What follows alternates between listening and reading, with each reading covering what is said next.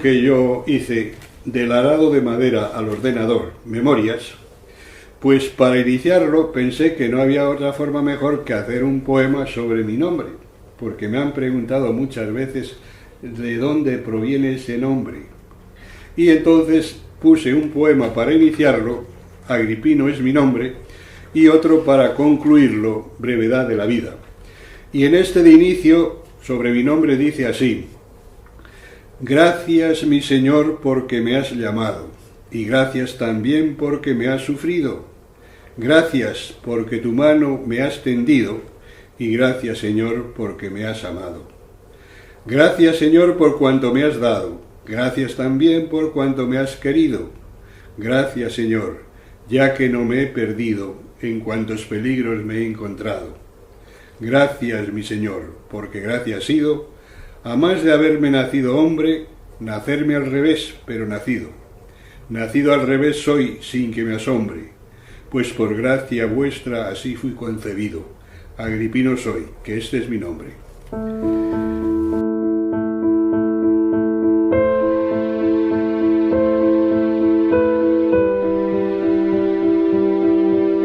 Yo nací, o me nacieron, en el pueblo de Salazar de Amaya, de la provincia de Burgos, y ahí es donde hice yo mis primeros años, hasta los 13 años en que ingresé ya después en los terciarios capuchinos en Pamplona. Mis padres eran Florencio González García y mi madre, pues Máxima Alcalde Martín. Eran jóvenes, digamos, pues labradores. Él era una persona muy seria, era muy razonable, era una persona, digamos, también muy honrada. De hecho, él fue muchos años juez de paz del pueblo, hasta que al final pues ya él no se sintió con fuerzas y renunció a esto. Pero siempre fue tenido como una persona silenciosa, meditativa, muy reflexiva, y siempre también con ese carácter, sobre todo de sencillez y de amor hacia la familia, hacia el pueblo, hacia los hijos. Ella, digamos, era más habladora que mi padre, y en buena parte mi padre era muy prudente, mi madre en cambio más bien era más abierta, y realmente ella siempre llevaba un poco la idea general. Pero normalmente se llevaba muy bien en el pueblo, con la gente, con las vecinas y demás, y yo siempre vi en ella, pues sobre todo, ese amor hacia los hijos. No hacía falta quitarse el bocado de la boca para darlo a los hijos, lo hacía, y para el esposo también. Y realmente, pues toda su vida, digamos, hasta la muerte, fue en ese sentido. Una verdadera ama de casa, una verdadera madre, dentro de las dificultades que tenía en aquel entonces, que no eran pocas. Estos primeros años yo los tengo pues muy interesantes, porque de los padres yo aprendí muchas cosas en la práctica. La honradez, digamos, el trabajo, la constancia, la sencillez, la pobreza dentro de lo que cabe, que después me han ayudado mucho, sobre todo para mi vida como religioso franciscano o terciario capuchino. Yo siempre lo he dicho un poco que nací de carambola, porque realmente los primeros que nacieron fueron mis dos otros hermanos y otra hermana. Entonces la gente decía, pues ya tiene todo para la vejez, tiene la chica que les atienda y los dos para trabajar. Pero ¿qué ocurrió? Que por una intoxicación de setas murió la chica, que tenía 6 años, y era una maravilla, según dice mi madre, la acompañaba en el rosario. Y entonces, digamos, un poco por carambola, proyectaron un tercer hijo, que fui yo. Pero, naturalmente, ellos, pensando en la vejez, pues habría que tener una chica que les atendiese. Y entonces, últimamente, ya bastante tarde, pues nace la otra hermana, que las dos se llamaban de nombre Amparo. Y esa fue la idea que yo tengo, de que yo nací un poco por carambola y como un suplemento, digamos, de presupuesto. La escuela era una escuela, digamos, pequeñita, para los pocos que éramos, ¿verdad? Y era de chicos y chicas. También pillaba allí junto a casa mía, y realmente en la escuela yo siempre acudía a ella, y a veces tenía yo también que aguardar, o teníamos que aguardar un poco para que las gallinas pusiesen los huevos para que yo almorzase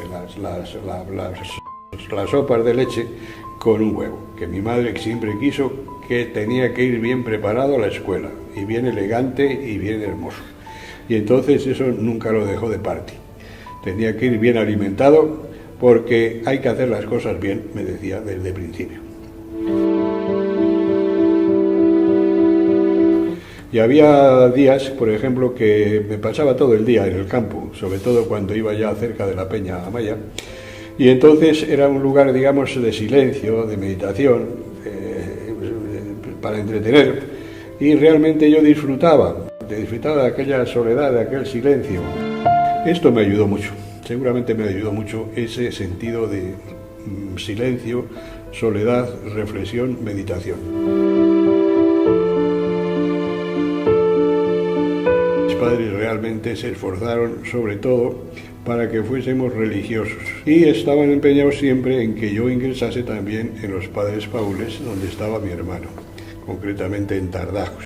Pero no sé por qué razón se intercambiaron, se entrecruzaron los cables, y yo dije que con mi hermano no iba.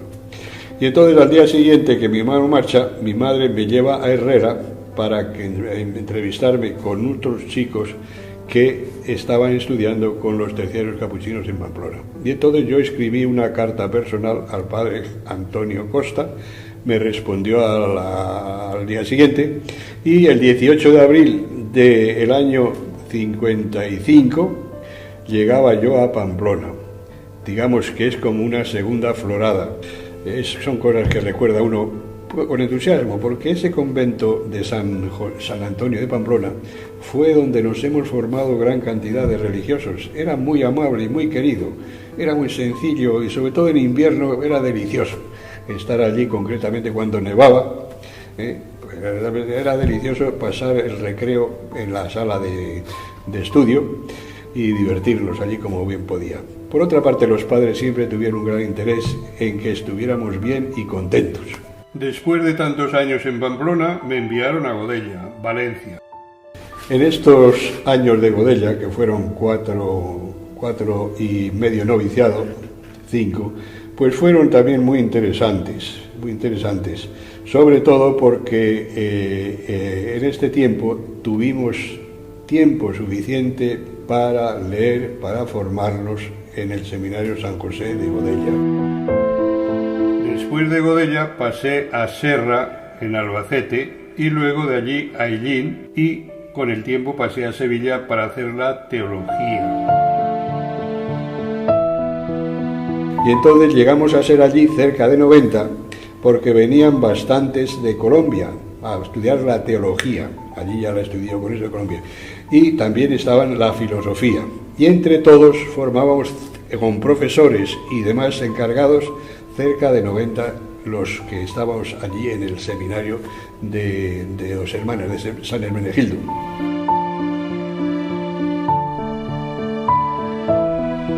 Bueno, cuando se elige nuevamente, digamos, se elige el nuevo Consejo General, entonces pensaron, dice, para ir a Roma, que vaya uno de cada provincia, de la de San José de Colombia, de la del Sagrado Corazón de España, y de Italia, concretamente de San Francisco, y la nuestra de Luis Amigó.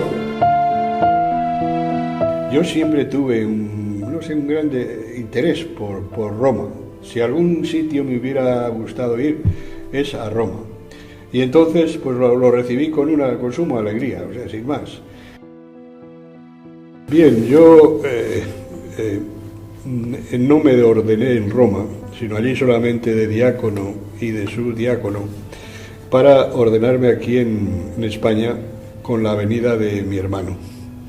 Entonces aquí en España ya mi hermano había concertado con el obispo de Palencia, que no sé si era Atanasio o Anastasio, y él me ordenó ahí en su capilla particular. Asistió el Consejo General en pleno, porque entonces todavía residía en Madrid, y también nuestros familiares.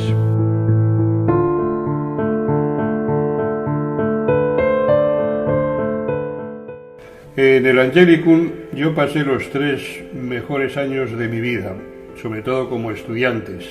Éramos muy unidos, profesores y alumnos. Allí estudié yo los 3 últimos cursos de teología y sobre todo pues creo que fue una convivencia fraterna muy buena. Los profesores eran todos muy amables y muy accesibles a mí. Yo la tesis, para concluir, digamos, la licenciatura en teología, pues la hice un poco sobre San Pablo o proceso a la nueva ley, donde ahondé sobre las cartas de San Pablo a los romanos y también de San Pablo a los gálatas. Y realmente ahí concluí mis estudios teológicos. Después pasé ya concretamente a España. No se puede pedir más. Gocé, digamos, hasta el extremo. Esa fue la cuestión, porque, claro, en Roma, aprender un idioma, ir a la universidad cada día, darse a los estudios, pues era lo que a mí me iba. Y debo agradecerlo a los superiores de entonces, que me eligieron, pensaron en mí, y seguramente creo que no se han equivocado.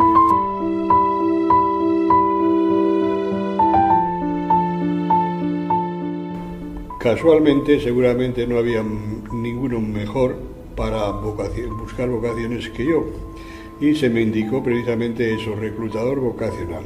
Entonces consistía en ir por los pueblos y pedir permiso al párroco y después pedir permiso también al maestro, y en la escuela pues dábamos una clase sobre lo que era la vocación. Realmente no quedan muchos, digamos, de esa época. Por ejemplo, hay alguno, por ejemplo el padre Buigues, Bartolomé Buigues, aquí de la parte de Alicante, también algún otro de aquí de la parte de Guadalajara, que es donde también reclutábamos, pero la recolección ha sido más bien poca. Ya digo, porque no era ya la forma adecuada. En el año 1977, él ya lo presentamos desde la provincia, hablando con el padre general, que entonces era el padre Luis Cuesta, creo, pues, y ya le pasó el nombramiento para que sustituya. Primero yo le puse acompañante del padre Mariano, y después ya, desde Curia General, se le hizo el nombramiento de vicepostulador cuando el padre Mariano dejó ya ese cargo. Me dieron el cargo de vicepostulador. Entonces, el postulador es un padre capuchino, y es el ejercicio que yo realizo todavía aquí durante algún tiempo, y al mismo tiempo estaba encargado de los chicos, de básica, y entonces comienzo ya el trabajo. Agripino sí que es clave en ese sentido de trabajar bien la documentación. Cuando se llevó adelante la causa del padre fundador, pues también se intentaba llevar la causa de los mártires.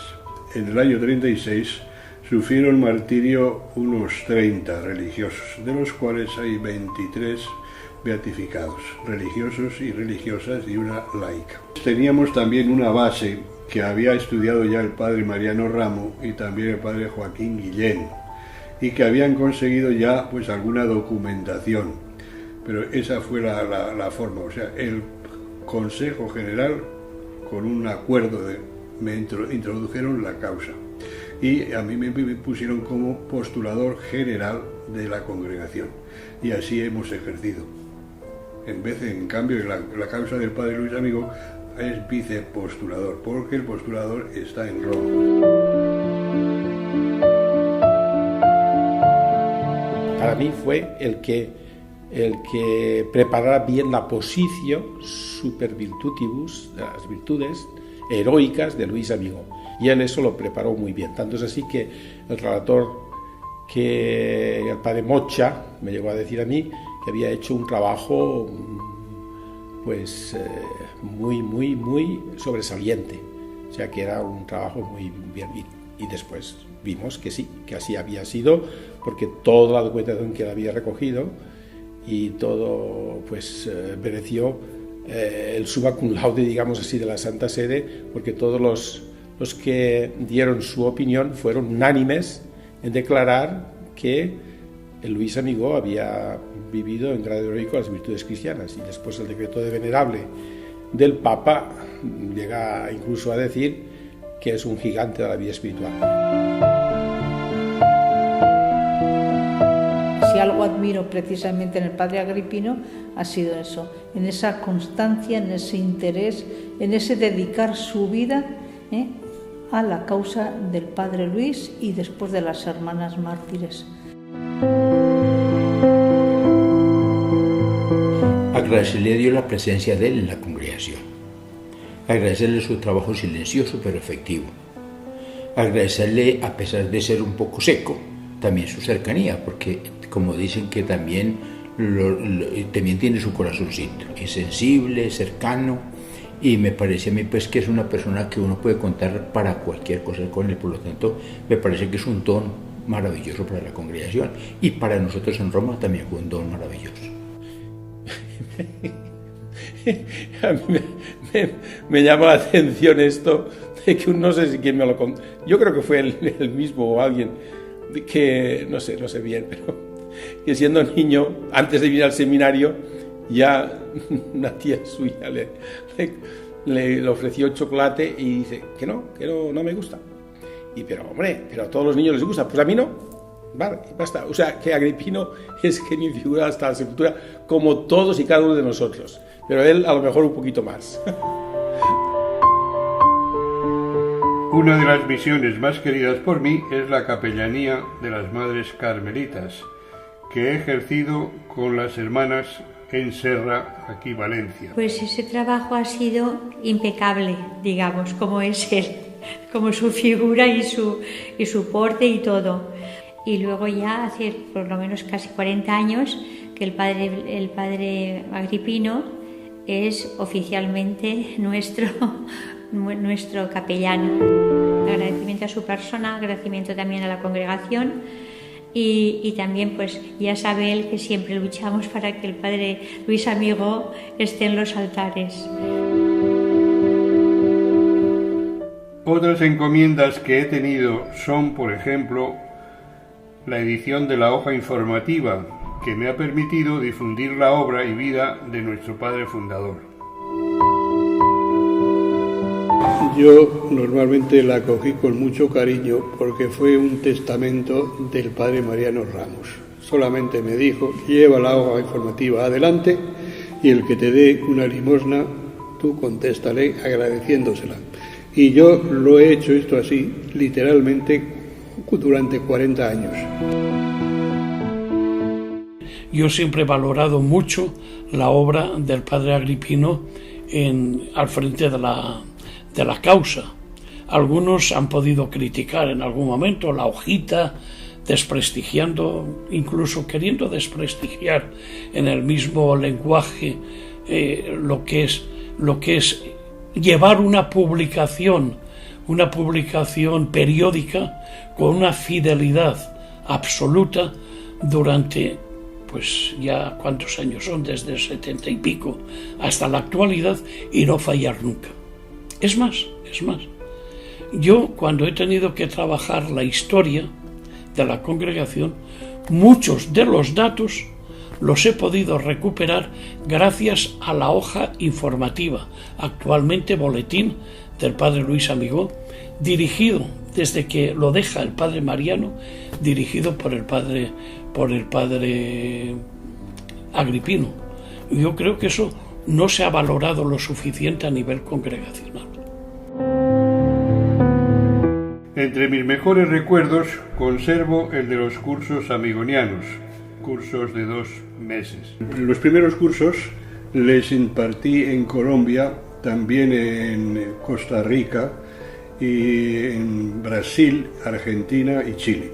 Eran cursos a los religiosos y religiosas para infundir el espíritu de Luis Amigó.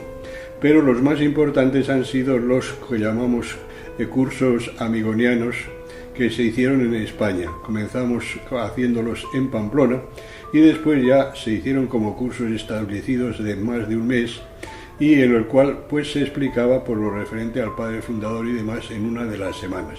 Ese ha sido uno de los trabajos importantes míos y del que estoy más contento, sobre todo de los primeros que se realizaron en Colombia, que asistieron pues cerca de 1 millar de religiosos y especialmente de religiosas. Un hobby es que me gusta coleccionar sellos de España y del Vaticano. Bueno, yo comienzo a recoleccionar sellos ya antes de entrar en Pamplona, concretamente porque venían sellos de los padres Paulis. Y entonces comencé yo a coleccionar sellos y cuando fui a Pamplona allí seguía. Entonces la colección que yo tengo es de sellos españoles desde que ingresé, el año 55, hasta hoy. Y también tengo la de sellos del Vaticano desde Pío XII, desde el año 39 hasta ahora.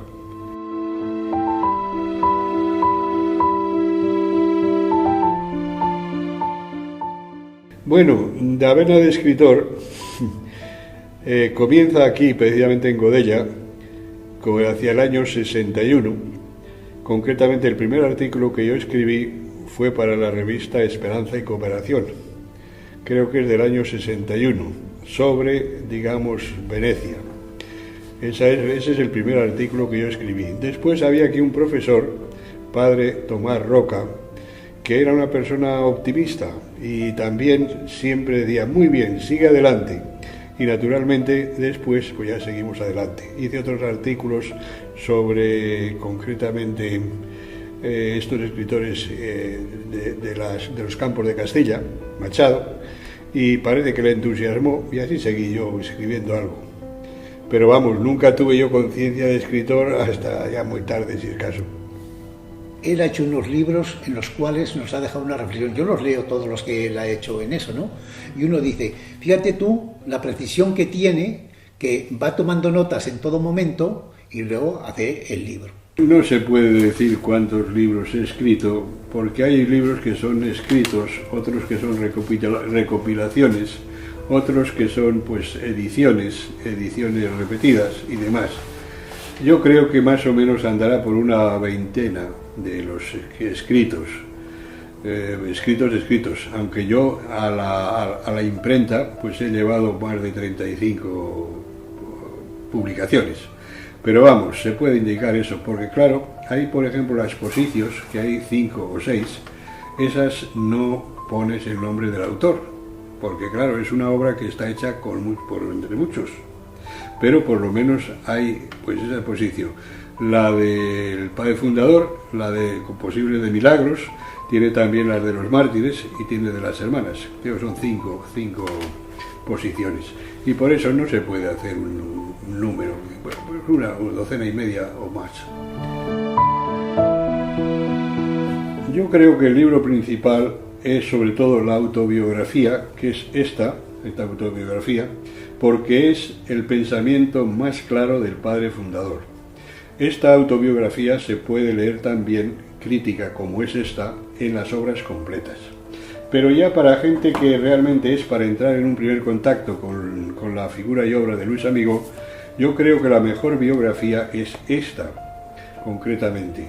Para una lectura, es de lectura fácil, y digamos, uno entra en la vida y virtudes del fundador. Y también hay otra biografía que es más reducida, pero esta es más bien una biografía bastante poética. Así que esta se lee muy bien. Aparte de estos libros, después tenemos otros que se refieren a los pensamientos de Luis Amigó. Hay pensamientos por parte, hay también otras que son, digamos, libro concretamente sobre el pensamiento, la espiritualidad de Luis Amigó, que viene en añadidura. Pero para uno que comienza sobre todo a entrar en contacto con Luis Amigó, esta es la mejor biografía para eso. Y es lo que yo recomiendo. Bien, tengo también otros libros, concretamente Valencia, Asís Amigoniano. Entonces se explica toda la espiritualidad, digamos, franciscana en estas regiones de Valencia desde el comienzo. Es una visita guiada a los lugares donde estuvo el padre fundador y demás. Es un libro también, digamos, eso una visita guiada, que así se titula. Y el otro de los libros que me has dicho son Leyendas y Consejas, pero este es, digamos, una cosa aparte. Son reflexiones que yo hago sobre hechos concretos y que pueden servir, siempre llevan al final, digamos, lo que yo llamo un microbio de, digamos, de bien, una conclusión, una especie de, digamos, de proverbio que para tener presente. Pero es un libro que no hace referencia en modo alguno a Luis Amigó o a su familia. La referencia de cualquier cosa que se refiera al padre fundador o a las hermanas mártires es Agripino. Tanto libros de las hermanas cuando vienen, por ejemplo, a los encuentros de formación permanente que vienen de toda la congregación, siempre aparte de que visitamos la casa de Godella, el museo, cualquier cosa que necesitemos o que las hermanas pidan, el padre Agripino. Son medallas, son libros, son fotos, lo que queramos incondicionalmente. ¿A quién recurrimos? Al padre Agripino, que es nuestra referencia. Bien, yo desde luego como apoyo sobre todo el padre José Oltra Vidal. Siempre ha mostrado un gran apoyo y un gran interés por la causa del padre Luis Amigó. Y al mismo tiempo con el padre Juan Antonio Vives, con él editamos las obras completas. Después hemos trabajado juntos en otras ediciones, en otras publicaciones. Sí. Y entonces ellos dos son los que más me han ayudado directamente. Como hermano y como sacerdote, pues diríamos un religioso observante, como decían antes, ¿no? Y un religioso ejemplar, y un hermano bueno, y como él ahora ya ha llegado a la síntesis vital, dice que a lo que le manden. Siempre ha estado muy disponible, ¿eh? Yo que he podido ser testigo de eso, digo que él ha estado siempre disponible a la obediencia. Con el padre Agripino, pues una experiencia, me parece a mí muy buena, excelente. Es una persona callada, pero una persona muy colaboradora, una persona muy buena para vivir en comunidad, una persona muy instruida, una persona que no le pone problema a nada. Y me parece pues que es un encanto de ser humano, ¿no? Y sobre todo muy estudioso. Y como le digo, es muy centrado en lo suyo, entonces con él ni se empiezan ni se acaban los problemas. Me pareció que una experiencia con él muy gratificante. Yo le digo a Agripino que no se canse, que siga, porque el otro día mismo teníamos una conversación los dos. Ahora los medios informativos digitales pues parece que quitan importancia a lo escrito, no solamente en esto, sino en libros, en periódicos, todo el mundo se lamenta de eso, ¿no? Sin embargo, yo le digo que no se canse, que hay otros equipos que quieren hacer de otra forma, pues tenemos que ir actualizándonos, pero que siga como ha sido hasta ahora, entregado, silencioso, que la recompensa no viene de los que están al lado, sino del de arriba, y que merece la pena lo que está haciendo. Yo le doy las gracias a Agripino, porque es la referencia en la que nos apoyamos todos para mantener vivo el espíritu de nuestro Padre Luis y de las hermanas mártires. Cuán fugaz es la vida en su carrera, y cuán presto el ocaso se echa encima. Lento es el caminar del que camina, leve el esperar de quien no espera. Apenas deja el hombre una ribera y a la otra orilla se avecina. Árbol tendido y roto que se inclina, cual bieldo abandonado en limpia era. ¿Por qué resultas vida tan liviana? Era barrida ya de polvo y tamo, pregunta el sabio en su carrera. Porque es todo un Dios quien nos ama, la cruz es el señuelo y su reclamo, que Dios es amor y amor no espera. E incominciavo a volare nel cielo infinito. Pues el padre Agripino es una maravilla en el aspecto, primero como persona. Tiene una sencillez y te hace reír cuando le da la gana, porque él tiene en esas capacidades, tiene las mil y una. La palabra, el nombre Agripino viene así, significa aquel que ha nacido pues estando concebido al revés, nace primero los pies que la cabeza.